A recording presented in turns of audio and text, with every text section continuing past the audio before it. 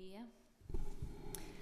Nesta comunicação, pretendemos abordar um dos aspectos constitutivos e menos estudados da história da noção de contradição dialética legada por Marx, a saber, a forma como os diversos contextos e motivações políticas condicionaram, de forma particularmente decisiva, o entendimento e uso desta noção e, muito particularmente, a sua distinção em contradições antagónicas e não antagónicas.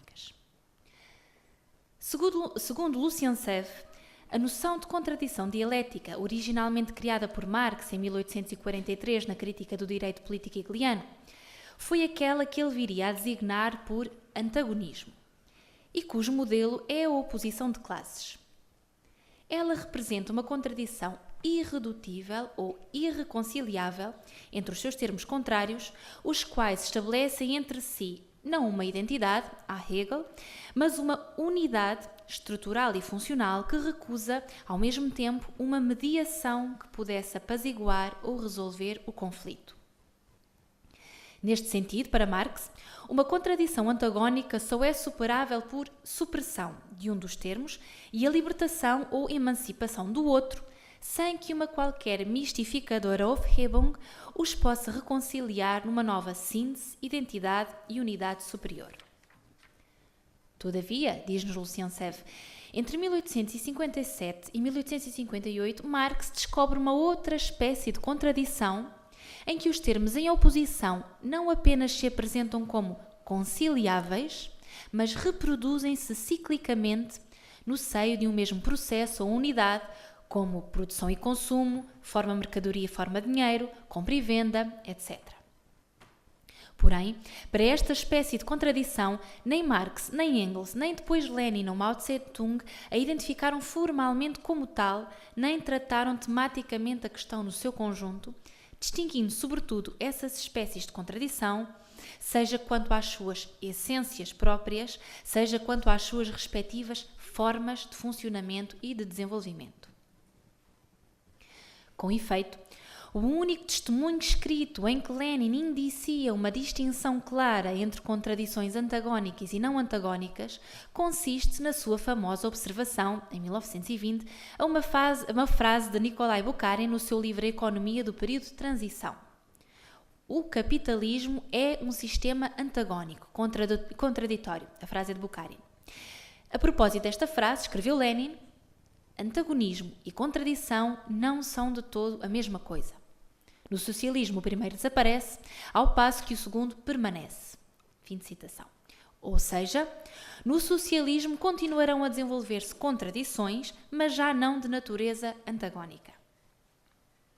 Sem surpresa, foi justamente à luz dos problemas sociais, económicos e políticos concretos com que a sociedade soviética se confrontava que a distinção entre contradição antagónica e não antagónica foi originalmente tematizada e desenvolvida ao longo dos anos 20 e 30 na filosofia soviética.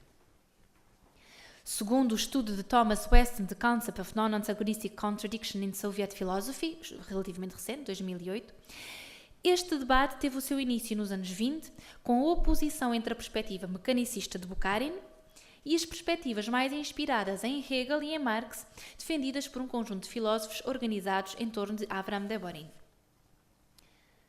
Segundo Bukharin, em livro publicado em 1921 sobre a teoria do materialismo histórico e da sociologia marxista, as contradições entre opostos com forças equivalentes tendem para um equilíbrio estacionário, anulando-se como vetores de força.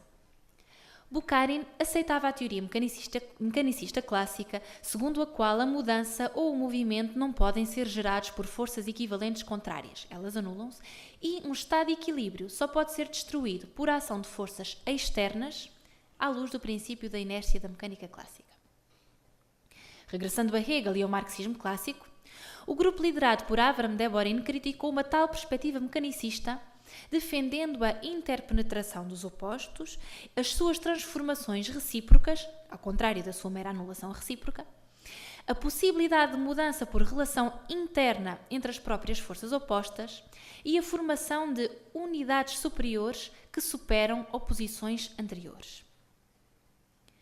Defendendo assim o seu trabalho filosófico em debates na Academia Comunista em outubro de 1930, Deborin afirmou que era necessário estudar as diferentes formas de desenvolvimento relacionadas com as formas antagónicas e não antagónicas de contradição.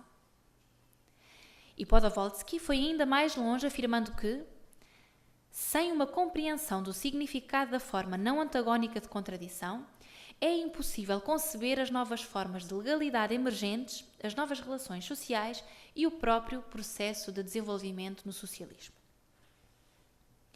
Porém, Bukharin viria mais tarde, em 26, a aproximar-se de uma distinção entre contradição antagónica e não antagónica, ao defender que, ao contrário de contradições como trabalho-capital, as contradições entre as classes trabalhadoras podem ser superadas na sociedade soviética através de um trabalho político persistente e sistemático, e mesmo os kulaks devem poder ser reconciliados com a atual ordem das coisas. Stalin, como se sabe, opôs-se a esta atitude conciliatória. A contradição entre o proletariado e os kulaks é antagónica, situando-se fora da aliança natural entre proletários e camponeses. Nessa medida, esta contradição estará condenada a intensificar-se cada vez mais até que se possa eliminar essa classe. Ao invés, dizia ainda Stalin em 1930, no seio da aliança, formada pelos operários e camponeses, há uma luta cuja importância é superada pela comunhão dos seus interesses e que deverá desaparecer no futuro quando operários e camponeses deixarem de ser classes, isto é, quando eles se tornarem trabalhadores de uma sociedade sem classes. Ou à medida que a industrialização avançar, ou seja, à medida que a força e a influência do proletariado aumentarem. Fim de citação. Em suma, as contradições entre os camponeses pobres e os operários seriam de natureza não antagónica, devendo assim ser resolvidas de forma gradual e pacífica. Ao passo que as relações com os kulaks e os Nepman seriam antagónicas e, como tal, apenas resolúveis pela sua eliminação enquanto classes. Apesar destes desenvolvimentos, Mao Tse-tung ficaria todavia para a história como o primeiro a estabelecer uma distinção clara e sistemática entre contradição antagónica e não antagónica, exposta no seu texto sobre a contradição. Ora, também neste caso, a teoria da contradição foi desenvolvida diretamente condicionada pela necessidade de interpretar e justificar situações políticas concretas. Neste caso, uma decisão particular do Partido Comunista da China no ano de 1937, isto é, ainda no contexto do longuíssimo processo revolucionário que só acabaria vitorioso em 49. Com efeito, este texto de Mao foi escrito em julho de 1937, isto é, poucos dias ou semanas após a guerra entre a China e o Japão ter rebentado. Como observou Joseph Liu, o texto sobre a contradição foi escrito especificamente para os comunistas chineses, no momento em que eles deveriam cumprir a missão patriótica de fazer uma frente comum com o Partido Nacionalista Burguês, com o Kuomintang, e com o exército de Chiang Kai-shek, com o qual os comunistas chineses haviam travado uma sangrenta guerra civil durante 10 anos, feita de perseguições e milhões de mortos. Ora, Mao defendeu que a nova situação política definia um inimigo mais importante e comum, o Japão. Porém, dentro do PCC, havia quem se opusesse a essa decisão, como Wang Ming. E foi neste contexto que Mao distinguiu pela primeira vez diferentes tipos de contradições, as principais e as secundárias, as antagónicas e as não antagónicas e as transformações de uma nas outras. Como observa ainda Liu, a principal contradição da Revolução Comunista, os nacionalistas, cedia agora o seu lugar aos japoneses. Assim, escreve Mao, citando a nota de Lenin já atrás aludida, cito, a questão sobre a luta dos opostos inclui a questão do que é o antagonismo. A nossa resposta é que o antagonismo é uma forma, mas não a única, da luta de opostos. A contradição e a luta são universais e absolutas, mas os métodos de resolução de contradições, isto é, as formas de luta, diferem de acordo com as diferentes naturezas das contradições. Certas contradições são caracterizadas por antagonismos abertos, outros não. Mais ainda, de acordo com o desenvolvimento concreto das coisas, certas contradições originariamente não contraditórias transformam-se em antagónicas, ao passo que outras originalmente antagónicas transformam-se em não antagónicas. E Mao continua, aplicando agora a temática das contradições à própria situação vivida no seio do partido. Cito: no momento presente, a contradição entre o pensamento correto e incorreto no nosso partido não se manifesta de forma antagónica. E se os camaradas que têm vindo a cometer erros puderem corrigi-los, ela não se transformará em antagonismo. Mas, se as pessoas que têm vindo a cometer erros persistirem neles e os agravarem, então há a possibilidade que essa contradição se desenvolva em antagonismo. Mao, a este respeito, aconselha ao partido a não tomar medidas inapropriadamente agressivas para com tais camaradas. Em suma, contradições antagónicas e não antagónicas têm naturezas distintas e devem assim ser intervencionadas de forma diferente, pese embora elas possam desenvolver-se, transformando-se reciprocamente. Luzhiev saudará mais tarde esta distinção explícita entre as noções de contradição antagónica e não antagónica, criticando, porém, vivamente os termos em que ela foi feita, bem como a noção de que elas podem transformar-se umas nas outras. Para Luzhiev, a nossa última paragem nesta história, as contradições antagónicas e não antagónicas têm uma natureza, essência e respectiva fixa, não transformável. Aquilo que nelas pode variar são sim as formas do seu desenvolvimento e resolução. Nesta ordem de ideias, muito embora a contradição antagónica consista em relações entre opostos contrários que se negam reciprocamente no plano da existência, razão pela qual o seu desenvolvimento implica a supressão de um dos termos e a libertação e emancipação do outro, não há uma determinação mecânica das formas de luta dos contrários pela essência invariável de uma contradição, desde o seu nascimento até à sua resolução. A pedra de toque estritamente filosófica do projeto Luzhiev consiste, a nosso ver, na articulação entre 1. Desta distinção entre a natureza essencial de uma contradição e as diferentes formas de luta ou desenvolvimento e resolução que ela pode assumir, obedecendo, porém, sempre à sua essência e fim lógico, brusca, explosiva, violenta, ou pelo contrário, não brusca, gradual, pacífica. E 2. A reconceptualização da noção específica de contradição antagónica à luz das noções de mudanças de qualidade e quantidade. Como afirma Sev, cito, uma mesma contradição pode revestir formas de desenvolvimento e de resolução extremamente diferentes, sem por isso mudar de essência ou de fim lógico. Contradições não antagónicas podem resultar em explosões por força de ações externas que bloqueiam o seu processo de desenvolvimento natural. Algumas vezes, a luta entre as forças opostas prolonga-se no tempo de tal modo que diversas mudanças qualitativas locais podem suceder sem violência.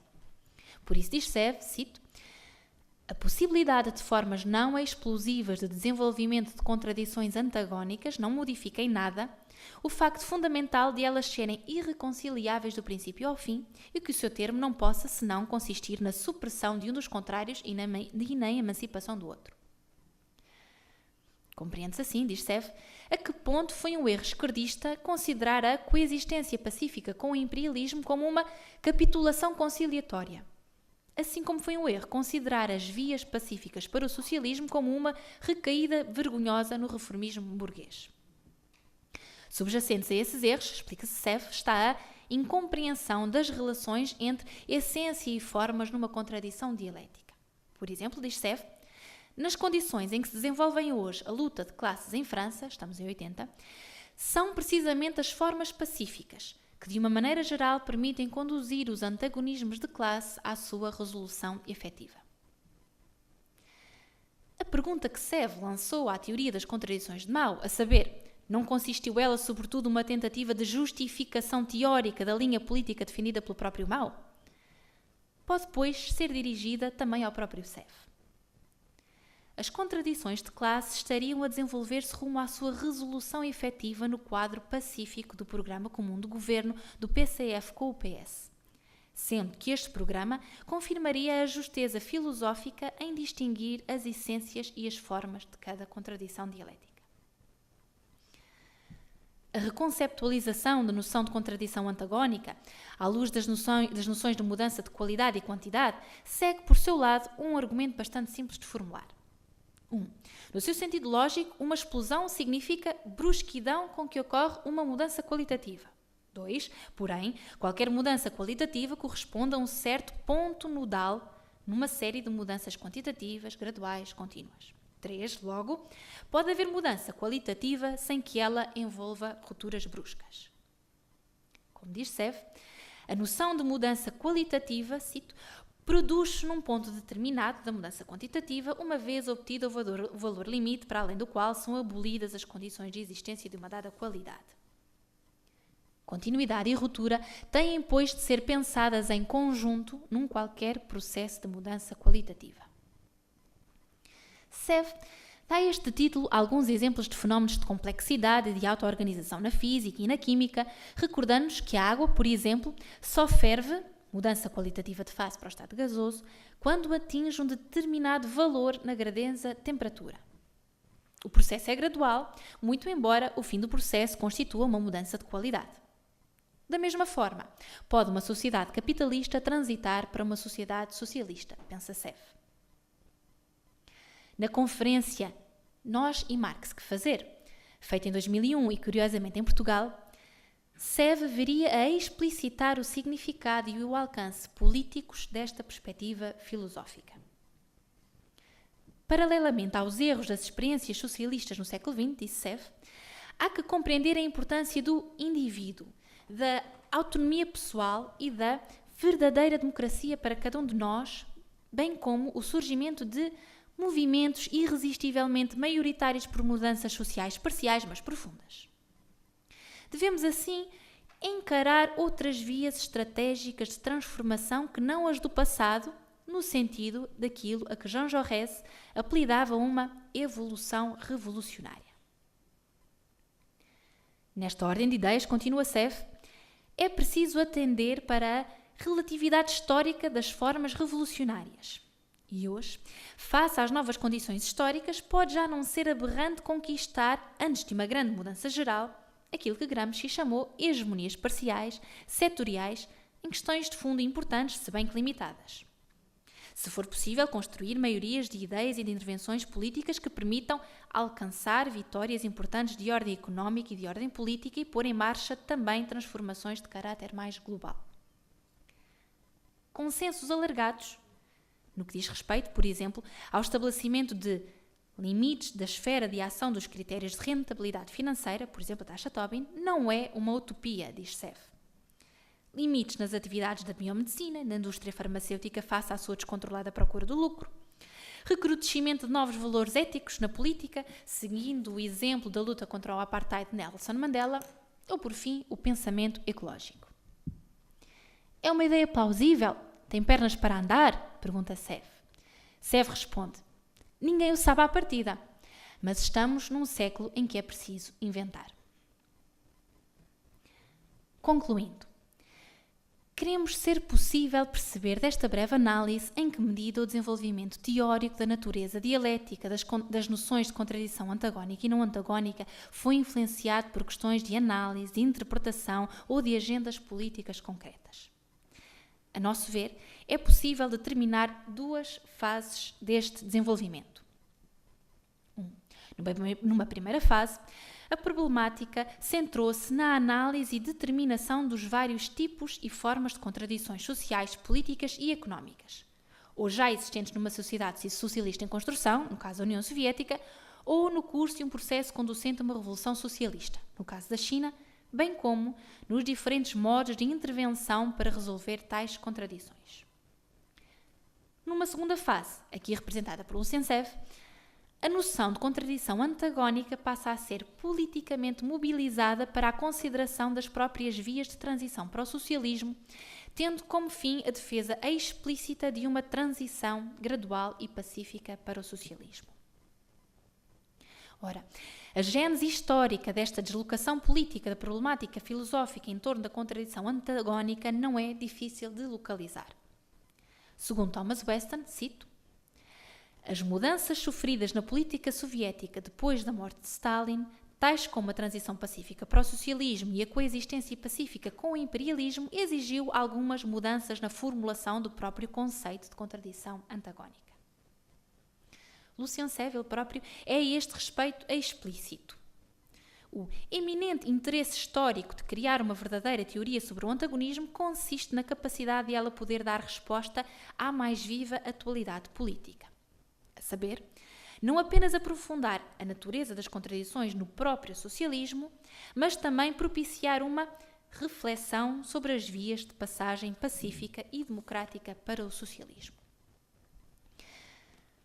No que diz respeito às propostas propriamente políticas avançadas por Sev, apenas assinalaremos alguns problemas sob a forma de algumas questões. 1. Sendo que a novidade não consiste certamente em constatar que as mudanças qualitativas só se operam como resultado de mudanças quantitativas e que a necessidade de lutar por conquistas setoriais e por hegemonias parciais é evidentemente fundamental, o problema passará assim para a questão de determinar que qualidades são essas, que ascendendo até um certo nível de mudança quantitativa poderão, por si sós, desencadear uma tal transição pacífica para o socialismo sem passar por uma revolução.